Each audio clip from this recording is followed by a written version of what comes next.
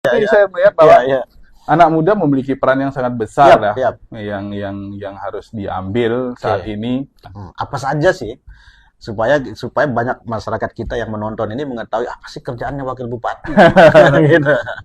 Jadi anak-anak muda hari Hmm. ini, generasi hari ini bisa menjadi generasi yang berdaya saing Hmm. dibandingkan kabupaten-kabupaten lain.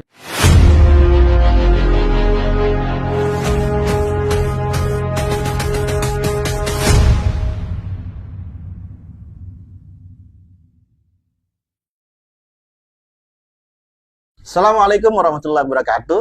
Kembali lagi ketemu di Podcast In, media informasi untuk menginformasikan kepada seluruh khalayak tentang Kabupaten Lombok Utara atau yang disingkat dengan KLU, baik itu budayanya, pariwisatanya, ekonominya, sosialnya, dan di tahun politik ini kita akan mengulik-ngulik tentang politik, mengedukasi masyarakat tentang politik. Nah, tamu saya hari ini adalah tokoh muda hebat ya.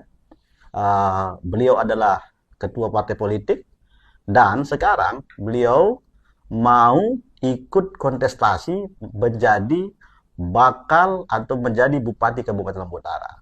Denny Carter Febrianto Ridawan. Selamat pagi. Selamat pagi, Sehat? Bang. Alhamdulillah sehat. Alhamdulillah. Bang Gimana Adi. kabar ini, Bang? Baik, alhamdulillah. Ini mau dipanggil Pak Wabuk, Bung, atau Pak Muda? Bro aja, bro. Oh, bro. Lebih santai. Oke, bro. Bang Adi. Ya. Ya. Nah, kita kepingin tahu nih keseharian Bro Dani nih ya. Ini lama-lama kita kayak PSI jadi. Tapi nggak apa-apa. Kita kepingin mengulik-ngulik sedikit tentang bagaimana sih kehidupan lah. Atau kalau bahasa kerennya itu autobiografi ya. Tentang bagaimana Bang Dani dari kecilnya lahir di mana, terus kemudian sampai nanti kita akan coba diskusikan Oke. sampai Bro Dani ini menjadi wakil bupati Kabupaten Lombok Utara periode 2020. Oke. Nah, ini ya. Oh, iya, panjang ini berarti Panjang, mau cerita panjang. bertahun-tahun ini. Tapi ya bisa lah, bisa. Tapi Siap. kita kepingin tahu ya, karena kebanyakan mungkin belum tahu ya. Oke. Tapi dengan Bro itu sudah menjadi wakil bupati, pastilah orang tahu. Tetapi hal-hal yang kecil ini yang mungkin belum diketahui oleh banyak orang. Mungkin bisa diceritakan Oke. lahirnya di mana, Oke. terus kemudian besarnya di mana, sampai nanti hobinya dan lain sebagainya. Seperti itu. Silakan, Bro. Oke, terima kasih. Jadi, alhamdulillah saya lahir di Mataram karena kedua orang tua saya bertemu di Mataram jodohnya. Oh ya, ya. Jadi almarhum dari ayah saya adalah asli orang Desa Loloan, Desa Luluan. kemudian sekolah di Tanjung, Ya. SD, SMP juga di Lombok Timur, SMA 1 Mataram, kuliah di Fakultas Peternakan Universitas Mataram. Kemudian setelah itu menjadi dosen. Ya. Nah, ibu saya juga sama, lahir di Mataram, besar, dan kuliah di Fakultas Peternakan. Nah, jodoh yang ini nih ketemunya di Mataram nih. Sama-sama kuliah di peternakan, kemudian sama-sama menjadi dosen Fakultas Peternakan. Sehingga Gitu. jodoh yang satu dari Loloan, yang satu dari asli Yogyakarta, Yogyakarta. ibu bertemu di Mataram, ya saya lahir di Mataram, tepatnya lahir di tahun Mataram. 1985. Oke. Jadi sekarang sudah 40 tahun ya. Iya, mantap. Nah, Hampir saya 40. hampir 40 ya. 40. Nanti kalau 40 nanti dikira tua. Oh, hampir 40. Ya, saya kepingin mengetahui sedikit ya tentang lahir di Mataram. Ini kemudian di Bayan domisili atau kampung halaman orang tua ya. Betul, Yang kampung kemudian halaman orang tua. itu selama perjalanan di Bayan, Bro ini sering nggak kesana kemari dan sebagainya begitu. Oh, jadi kalau berbicara Bayan bukan hal yang asing bagi saya. Jadi almarhum itu sangat sering lah mengajak ketika harus bertemu dengan kedua orang tuanya, keluarga besar semua. Kakek nenek ya atau Iya. papu ya. Ya, ketika saya kecil saya masih mengingat lah. Kakek masih kakek. di Bayan, tapi terakhir di Aikmal gitu kan juga. Tetapi keluarga besar saya semua di Desa Loloan. Oh gitu. Iya, Biasanya jadi kan event-event. kalau kita anak kecil dulu pas kita disunat itu pasti kita pulang kampung. Itu Iyalah. sunatannya di mana? Di Mataram apa di Di Loloan? Bayan, di Loloan. Iya, iya. Saya ingat Iya. itu tahun tahun 1993 atau 94 lah. Jadi di situ ada sunat gawe belik lah, gawe belik Loloan, kemudian saya dan adik saya sunat di sana gitu, rame-rame lah sama Ya, sama anak-anak yang di sana ya, keluarga semua besar. keluarga Ya. besar di situ. Saya ingat banget tahun 2000 tahun 1993 94 lah. Iya, iya, Ya apa sih pakai apa namanya kalau sunat itu ya? Ada yang pakai pangot, Iya. ada yang pakai Bambu. gidik, Iya, katanya kayak ya. bambu itu loh. Pakai bambu. Oh, pakai bambu dulu. Iya. Sakit itu. Saya enggak Iya, merasakan. iya, karena memang Saya enggak iya. merasakan. Pakai pangot aja Iya. saya. Sweat. Iya, Bro. Lalu sekolahnya, riwayat pendidikan dari SD, SMP, SMA, itu di mana? Oke, saya dulu di SD 4 Mataram. Kalau sekarang sudah ganti nama jadi SD 7. SD 7 di jalan dekat BI itu. Iya. Kemudian lulus di situ, kemudian masuk di SMP 2. SMP 2 kan deket tuh. Ya. Nah, SMP 2. Alhamdulillah lulus SMP 2. Sempat masuk SMA 1 Mataram. Cuman 1 bulan kalau nggak salah. Kemudian pindah ke SMA Ragunan. Dulu cita-cita ingin jadi petenis lah. Stop. Kata ada Rafael Nadal. Nadal ya. Betul. Dulu sih pengen main tenis, kalau berpikir bahwa keliling dunia nih, pertandingan benar. dari satu pertandingan ke pertandingan lain, tetapi ya jalan lain sehingga tahun 2003 lah pulang ke Lombok, kuliah di Teknik Sipil Universitas Mataram. Nah, itu yang menjadikan saya sekarang ya bidang keilmuan saya adalah teknik sipil. Teknik sipil ya. SD favorit di SD 4 yang sekarang jadi SD 7. Ya. Kembali ke SMA SMP favorit 2. Lagi kan SMP 2. Terus SMA 1 lagi favorit. Tapi hanya 1 bulan terus karena niatannya kepingin jadi atlet ya. Iya, saya lihat beberapa hobi, kali menjadi hobi. Ya, dari kecil memang hobi olahraga. Gitu, jadi ya kayak almarhum ayah itu kan suka bola, jadi kiper. Ya, kita juga suka bola, basket. Kemudian ya kalau tenis kebetulan olahraga ini dari kecil lah kita latihan dari SD SMP.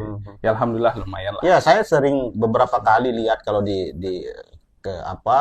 Tanjung sorenya kadang bro itu main basket sama anak kebetulan ada lapangan basket ya. Iya. Ya.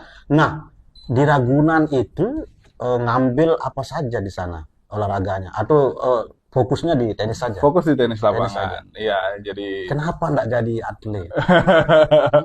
Jadi kalau saya melihat atlet memang luar biasa lah pengorbanan atlet.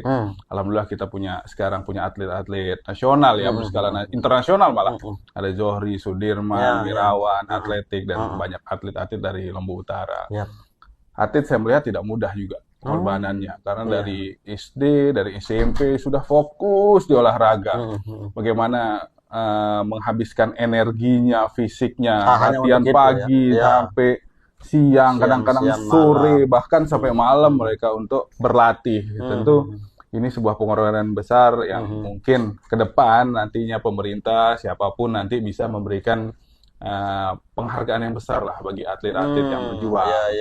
Kadang-kadang saya berpikir atlet apa semuanya top, ya kadang-kadang untuk meraih itu juga perjalanannya panjang dan sulit. Nah, dan itu harus diapresiasi. Harus diapresiasi. Tetapi ya saya ingat momen ketika tamat SMA, saya merasa ya ketika cita-cita saya agak sulit. Kalau berpikir level internasional, ikut kejuaraan di berbagai negara, sehingga saya ingat ketika 2003 memutuskan untuk Bismillah lah, kita lebih fokus ke pendidikan. Sehingga akhirnya keluar dari Ragunan, kemudian olahraga sebagai hobi sampai hari ini, tetapi fokus di pendidikan, masuk di kuliah di Universitas Mataram, kemudian alhamdulillah 2010 juga berkesempatan kuliah melanjutkan di Pasca Sarjana di Universitas Gadjah Mada. Di Teknik Unram ngambil Teknik Sipil. Teknik Sipil. S2-nya Teknik Sipil. Teknik Sipil juga. Ya, linear. Linear jadinya. Nah, saya kepingin ketika diajak sama orang tua Bro Dani ini misalnya pulang ke Luluan itu kan di sana kering dan sebagainya. Ya. Pasti kemudian main-main sama anak kecil. Ya. Itu apa saja yang dilakukan kalau sudah datang ketemu sama Papu gitu Ya, sama sama seperti anak-anak kecil lainnya lah. Kalau saya mengingat memori sebesar ya umur 10 sampai 15 tahun, memori kita bermain di kali, kemudian bermain ya banyak permainan-permainan tradisional kita di Bayan Bayan ya, sehingga ya alhamdulillah banyak memori yang bisa kita kenangan masa kecil yang mungkin hari ini anak-anak sekarang main gadget, main ini nggak kita temuin dulu. Iya. Iya, saya punya pengalaman dulu kecil di Ancak ya. Ngebre jagung di jerami dan yang ada kayunya yang sudah dibakar tuh ngelepok itu yang kita main. Itu pernah merasakan. Main kita lempar-lemparan bata, terus pakai karet, pokoknya banyak lah. Iya, banyak ya. Banyak lah kenangan kecil di situ. Iya, sampai ada juga memang orang bicara, Pak Dhani tinggal di Mataram, BKTP Mataram atau BKTP KLU gitu.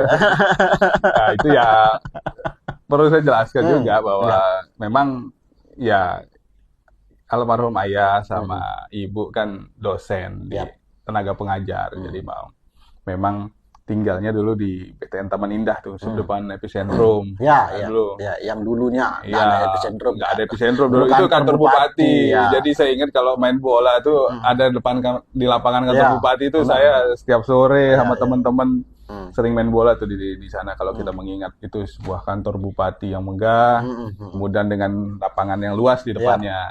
Gitu juga. Jadi ya disitulah saya menghabiskan masa kecil, SD, SMP lah. Sebelum pindah hijrah ke SMA di Jakarta. Selesai teknik, satunya ini, saya dapat kabar bahwa Bro itu buat perusahaan ya. Ya. Itu bergerak di bidang apa? Oh, jadi setelah lulus S1, saya bersama sahabat saya membuat sebuah perusahaan konsultan kecil-kecil lah, teknik yang bergerak di sektor teknik sipil, perencanaan, jadi CV Merah Putih, konsultan.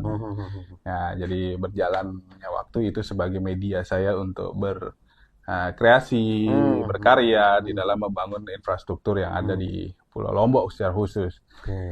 Ada proyek-proyek juga di Sumbawa, kemudian beberapa proyek juga di luar daerah seperti di Medan, kemudian di beberapa kota besar lainnya. Oh, berarti udah Merah Putih ini sudah ditahu banyak ya? Ya, konsultan lah, kecil-kecilan, tetapi alhamdulillah bisa berkembang. Oh, alhamdulillah. Nah, sekarang ini yang menjadi pertanyaan saya itu adalah teknik sipil, konsultan, kok tiba-tiba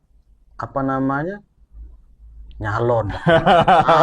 Itu gimana ceritanya ini? Kita kepingin ngulik karena kita nggak tahu ini kok tiba-tiba muncul misalnya apa karena kemudian nama besar orang tua ya pada waktu itu sebagai ketua tim pemekaran kajian ya.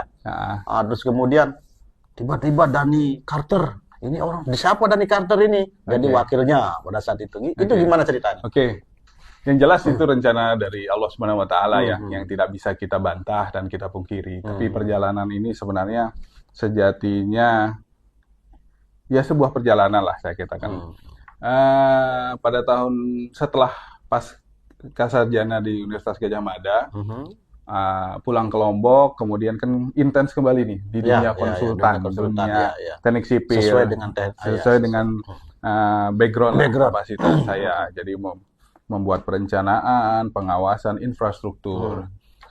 Kemudian pulang itu juga saya dipercaya menjadi salah satu tenaga pengajar di Universitas di Mataram sebagai dosen.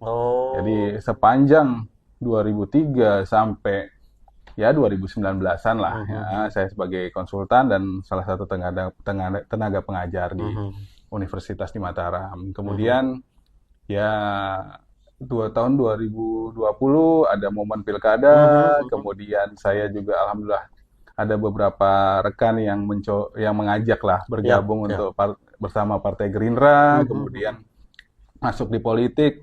Ya kalau saya salah satu kata dari ya ibu lah, dalam arti ketika di satu momen diskusi sama beliau untuk memutuskan masuk ke dunia politik, beliau hanya menyampaikan ya kalau kamu punya kapasitas dan merasa mampu silahkan. ya carilah panggung kehidupan yang lebih